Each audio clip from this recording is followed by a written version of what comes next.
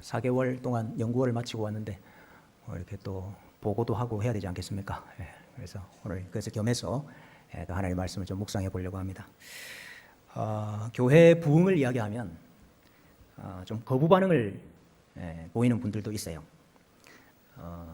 왜 목사님 목회 성공을 위해서 우리가 헌신해야 됩니까? 이렇게 생각하는 분들도 있습니다. 근데 또 일면 이해가 되는 부분도 있죠. 왜냐하면 이 교회 부흥이라는 것이 마치 어떤 목사의 어떤 성공의 지표가 되는 것처럼 은연중에 그렇게 생각하는 분들이 많이 있지 않습니까? 그래서 목사가 자신이 인정을 받고 드러나고 높아지기 위해서 교회 부흥을 원하는 그런 경우도 많이 있는 것이 사실입니다. 또 성도들도 내가 속한 교회, 내가 다니는 교회가 또 드러나고 유명해지고, 내가 다니는 교회가 유명해지면 내가 유명해지는 것 같은 이런 또 생각을 가지는 분들도 있습니다. 교회 부흥이라는 것이 이런 좀 부정적인 이미지도 분명히 갖고 있습니다만은 사실 우리가 교회 부흥을 원하는 이유는 하나님이 그것을 원하시기 때문이죠. 우리 예수님께서 승천하시기 전에 마지막에 이 땅에서 하신 명령이 무엇입니까? 너희는 가서 모든 족속으로 제자를 삼아 아버지와 아들과 성령의 이름으로 세례를 주고 내가 너희에게 가르친 것을 너희에게 분부한 모든 것을 가르쳐 지켜 행하게 하라. 이게 예수님의 마지막 그 분부고 명령이지 않습니까?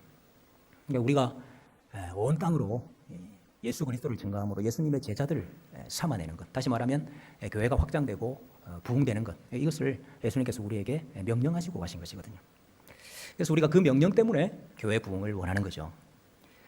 여러분, 교회 부흥이 무엇입니까? 수적으로 성도가 많아지는 그게 부흥인가요? 물론 믿는 자가 많아지고 교회가 수적으로 성장하는 것, 그것도 분명히 교회 부흥의 한 측면입니다. 무시할 수 없는 측면입니다. 그러나 그렇다고 해서 수가 많아지는 것이 다 교회 부흥이다 이렇게 말할 수는 없겠죠.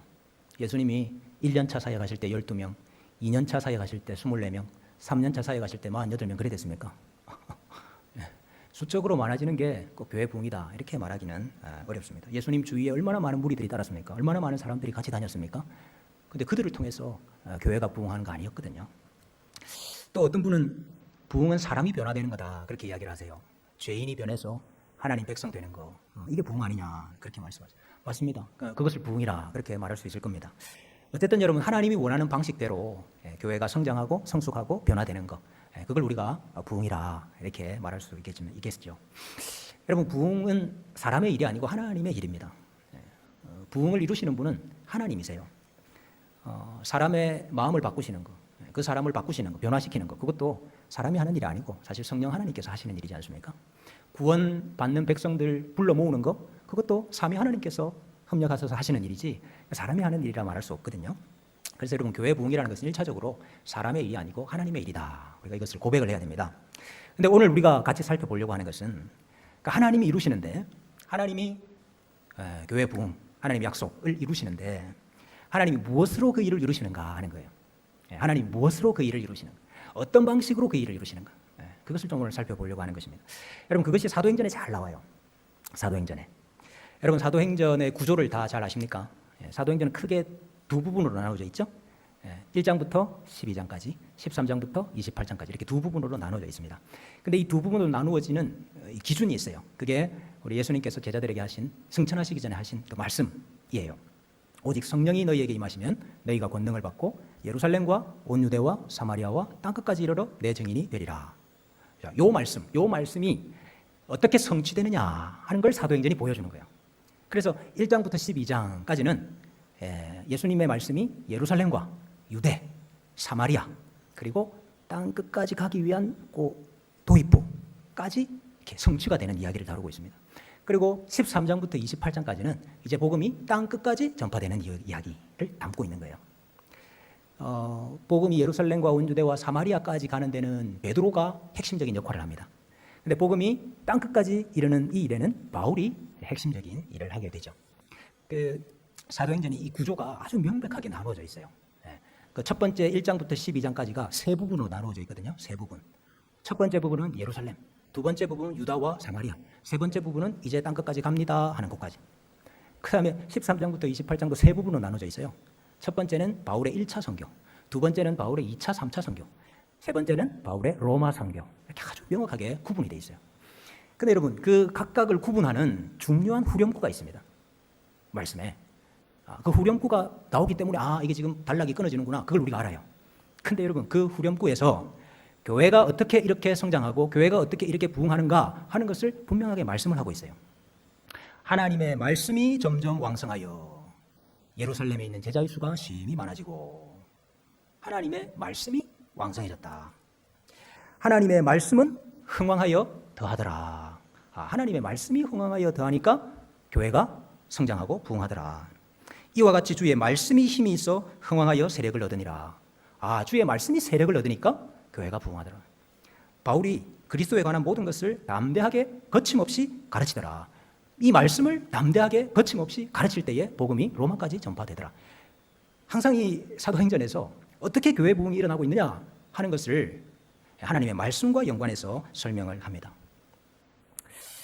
여러분, 하나님은 말씀으로 자기 교회를 부흥시키세요. 왜 말씀으로 하실까요? 왜 말씀으로? 지금 예수님께서 예수 그리스도를 전하여서 예수 그리스도의 제자 삼는 게 교회 확장이고 교회 부흥이잖아요.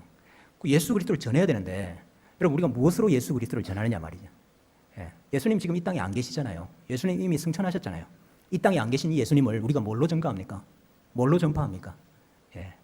그렇죠. 예수 그리스도를 기록한 성경, 말씀으로 그리스도를 증거해야죠. 그래서 하나님은 말씀으로 그리스도를 증거하게 하시고 그 그리스도를 증거할 때에 그들의 마음을 변화시켜서 예수님의 제자가 되도록 하는 이 교회 부흥을 일으켜 가신다는 거예요. 여러분, 예나 지금이나 하나님은 말씀으로 임재하십니다. 임재하신다는 말은 역사하신다는 말이에요. 말씀으로 찾아오시고 말씀으로 임재하시고 말씀으로 역사하세요. 그래서 말씀으로 자기 약속을 또 이루셔요. 우리 중고등부도 오늘 참석을 했는데 중고등부한테 물어봐야지. 교회 나오는 이유는 저기 하나님 만나려고 나오잖아요. 왜 고개를 숙여? 교회 나오는 이유는 하나님 만나려고 나오는 거잖아요. 하나님 만나려고. 예배하려고 하나님 만나려고. 그 교회 나왔는데 하나님이 어디 있어요? 교회 나왔는데 하나님이 어디 있어? 하나님 만나려고 교회 나왔는데. 저기 절같이 여기 막 예수님이 이렇게 상이 있는 게 아니잖아. 불상이 있는 게 아니잖아. 예수님이 어디 있어 지금? 예수님 어떻게 만나? 옛날에 시내산에서 이스라엘 백성들한테 하나님께서 내가 3일 후에 여기 만나러 내려갈게 그랬어요.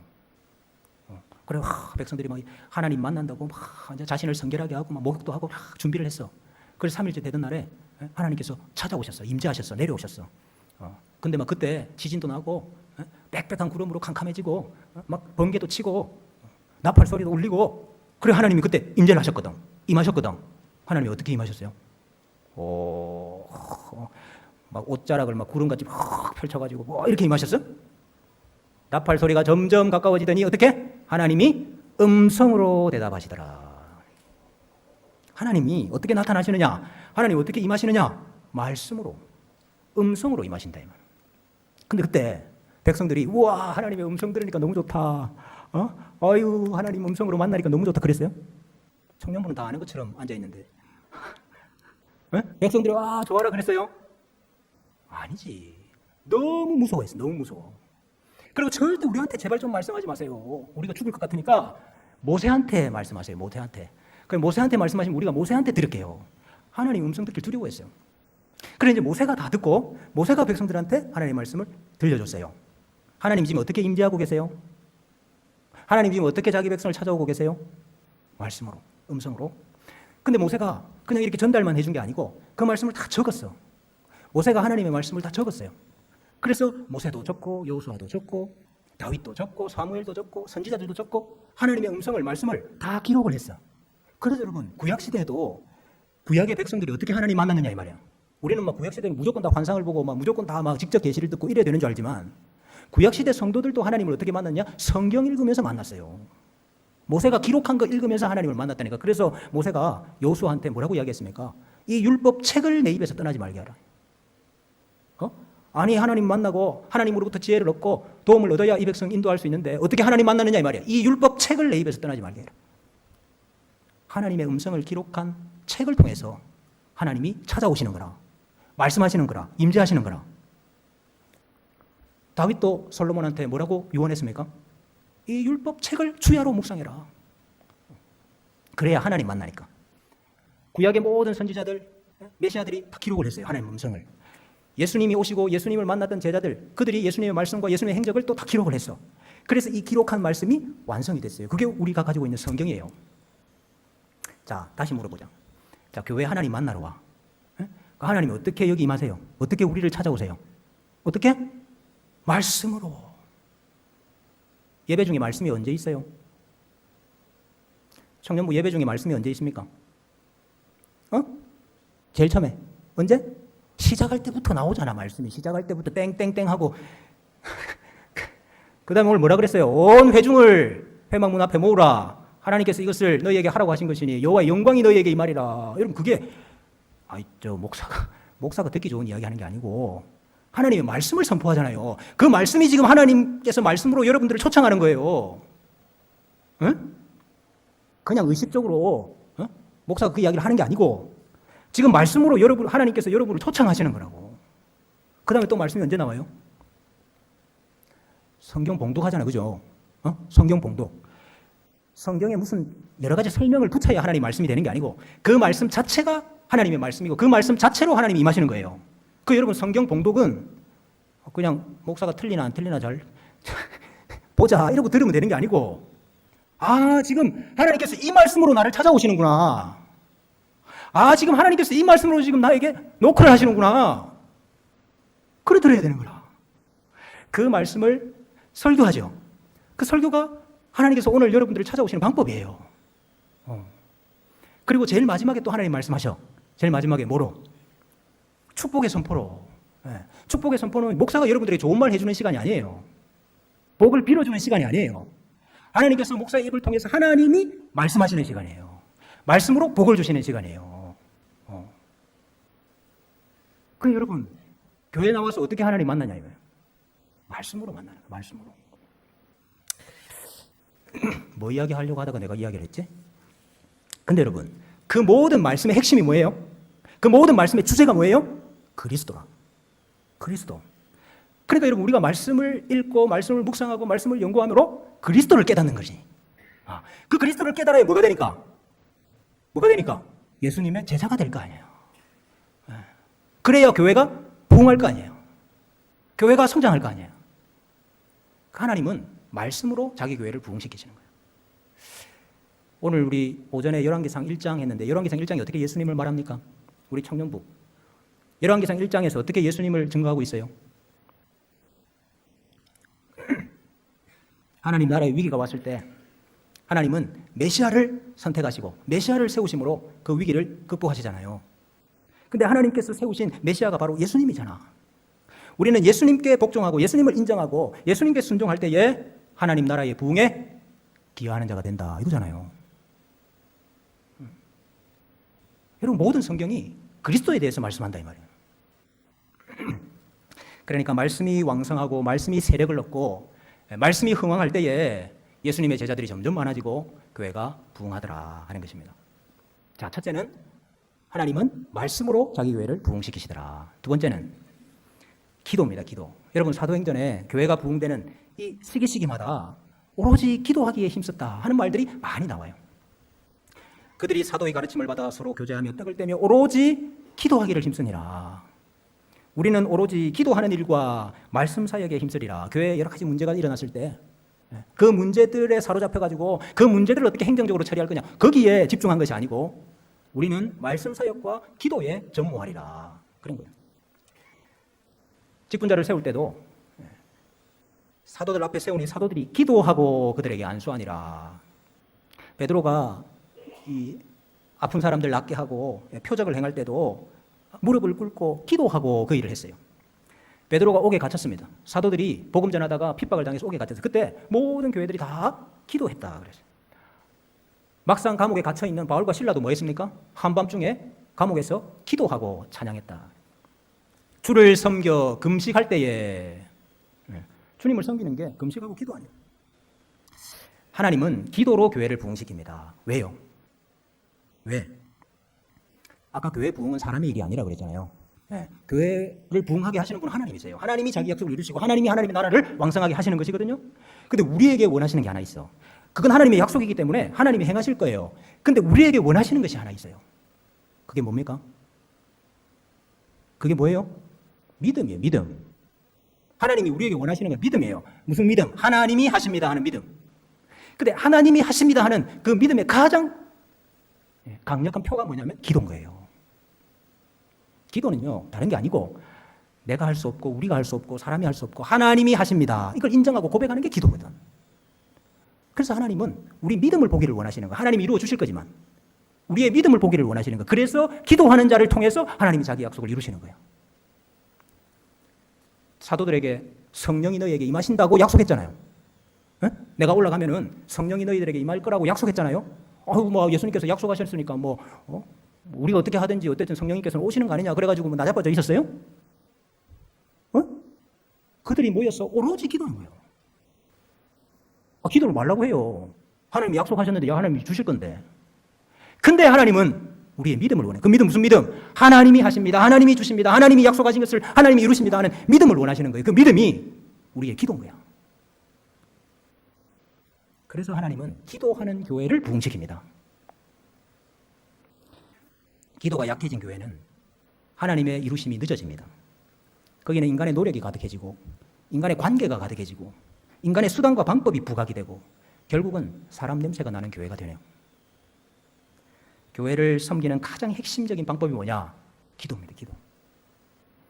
교회를 세우는 것이 사람이 아니고 하나님이기 때문에 여러분 우리가 기도에 헌신해야 돼요. 기도로 봉사해야 돼요. 자, 하나님께서 무엇으로 자기 교회를 부흥시킵니까? 말씀과 기도입니다. 근데 여러분 말씀과 기도를 강조하지 않는 교회가 어디 있습니까? 이 땅의 교회 중에. 모든 교회가 다 말씀 강조하고 모든 교회가 다 기도를 강조하죠. 제가 오늘 좀 강조하고 싶은 것은 말씀과 기도에 집중해야 되겠다 하는 것입니다. 말씀과 기도에 전무해야 되겠다 하는 것입니다. 제가 지금 넉 달 동안 연구를 하면서 깨달은 거 받은 말씀을 지금 이야기하는 거예요. 말씀과 기도에 전무해야 되겠다. 말씀과 기도에 집중해야 되겠다 하는 것입니다. 조금 다른 말로 하면 다른 일들은 하지 않거나 다른 일들은 줄이겠다는 말입니다. 아니 교회가 해야 되는 일들이 얼마나 많고 또 좋은 일들이 얼마나 많은데 일도 하고 저 일도 하고 다 잘하면 좋은 거 아닙니까? 좋죠. 좋은데 여러분 2마리 토끼를 다 쫓아가다가는 2마리 다 놓치지 않습니까? 이것도 잘하고 저것도 잘하려고 하면은 이것도 어중간하고 저것도 어중간하게 되죠. 제가 그 4개월 동안 방문하고 탐방했던 교회가 31교회입니다. 31개 교회, 제가 아무 교회나 갔겠습니까? 다 고르고 골라서 이 교회는 꼭 가봐야 되겠다. 그런 교회에 갔죠. 다양한 측면에서 배울 점들이 많이 있었습니다. 또 목회 잘하는 목사님들도 참 많았고. 근데 설교자의 입장에서, 말씀을 전하는 사람의 입장에서 그 설교와 말씀만을 놓고 보면 야, 그렇지. 설교를 저렇게 해야지. 나도 설교를 저렇게 해야 되겠다. 이런 생각이 든 교회가 죄송하지만 한 교회도 없었습니다. 좀 인상적이다. 인상적이다. 좀 특이하다. 이렇게 생각되는 교회는 3군데 있었습니다. 근데 그 나머지 모든 교회들은 대단히 죄송하지만 화가 나는 경우도 있었습니다. 우리 집사람이 저 따라다니면서 고생을 많이 했어요. 왜 당신은 예배 드리고 와서 자꾸 화를 내냐고. 화가 나더라고. 어떻게 말씀을 저렇게 잘하나? 어떻게 설교를 저렇게 하나? 여러분 오해하지 말고 들으시길 바랍니다. 그래, 니 잘났다 이 말이 아니에요 지금. 내가 잘한다 이 말이 아니고 제가 깨달은 게 하나 있습니다. 하나님께서 나를 목사로 세우시면서 주신 은사가 있구나 하는 것을 제가 분명히 깨달았습니다. 하나님께서 저를 목사로 세우시면서 저에게 주신 은사가 있구나. 여러분 겸손이 뭡니까? 겸손. 사람들 사이에 자신을 숨기고 감추고 드러나지 않는 거, 그게 겸손입니까? 내가 지금 하고 있는 일들 이거 아무것도 아니에요. 이렇게 하는 게 겸손입니까? 저는 솔직하게 말해서 지금까지 겸손을 그렇게 생각했어요. 그래서 저는 정말 제 마음속으로 제가 하고 있는 거 아무것도 아닙니다. 또 제가 드러나고 절대로 싫습니다. 나 그게 겸손이라고 생각했어요. 정말로. 근데 여러분 만약에 그것이 하나님께서 하시는 일이면, 그것이 지금 하나님께서 하시는 일이면 이 일 아무것도 아니에요 하는 게 겸손인가요? 아니죠. 그건 오히려 하나님의 일을 무시하는 거죠. 하나님의 일하심을 무시하는 거죠. 여러분, 겸손이라는 것은 그 모든 것들이 나에게서 나온 것이 아니고 하나님으로부터 나왔습니다.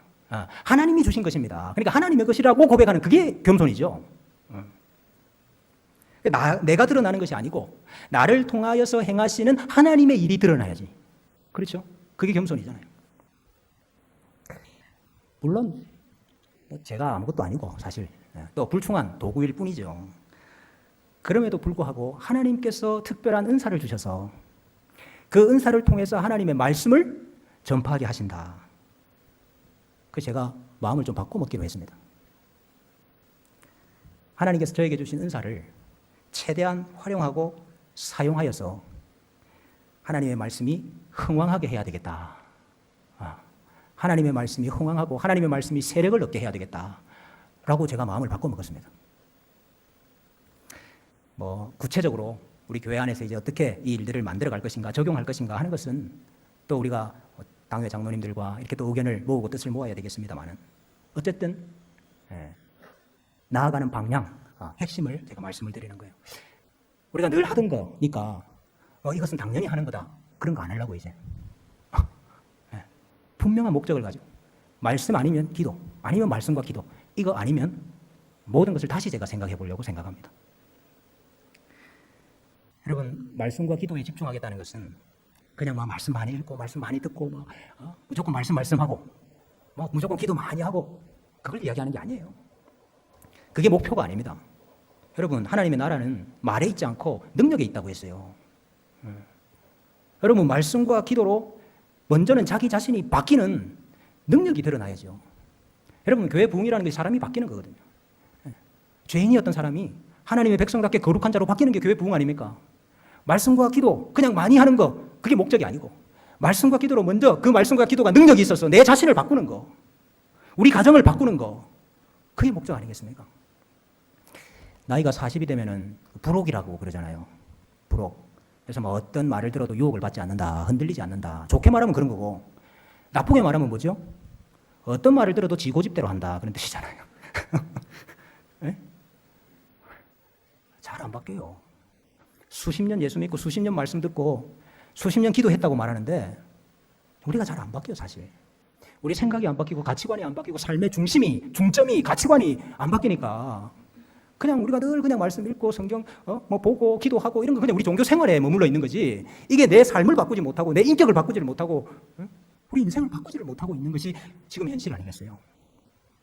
그래서 말씀과 기도에 집중하겠다는 말은 말씀과 기도로 먼저 우리가 변화되고 먼저 우리 가정이 변화되고 우리 교회가 변화될 때에 하나님께서 우리 교회를 들어서 하나님께서 원하시는 일들을 마음껏 행하실 수 있다 하는 것입니다.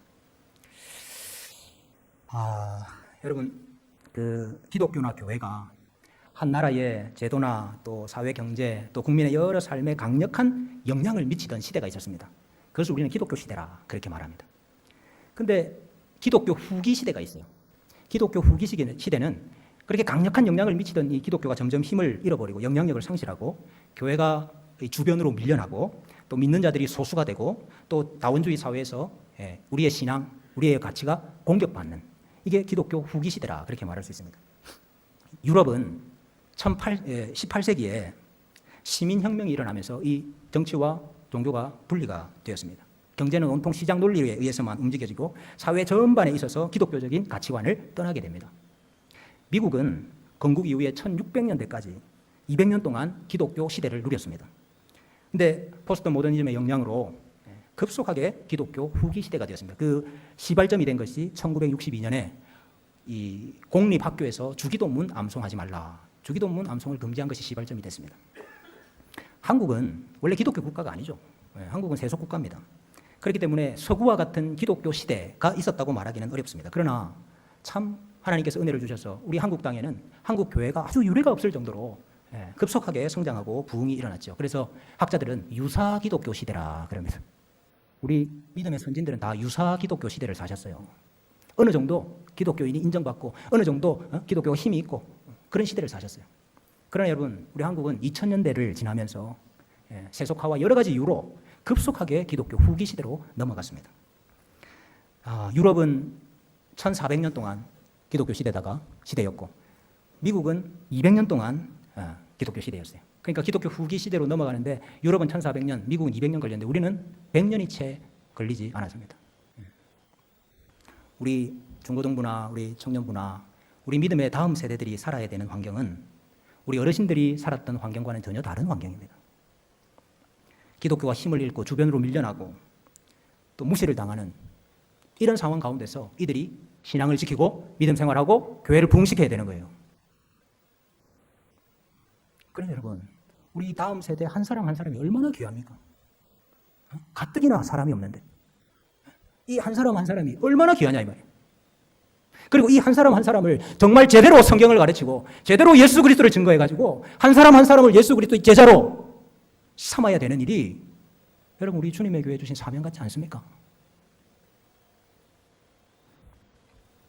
이들을 말씀과 기도로 잘 가르치고 무장시켜서 여러분 이 세상 속에서도 끝까지 믿음 지키고 신앙 지키고 주님 오시는 그날까지 교회를 성장시키고 부흥시켜야 되는 여러분 이 사명이 우리에게 있는 줄로 믿습니다. 그래서 말씀과 기도에 우리가 더 집중하면서 특별히 우리 다음 세대들을 말씀과 기도로 잘 성장시키고 길러내야 되겠다 하는 것이 제가 4개월 동안 받은 내용이고 또 정리한 내용입니다.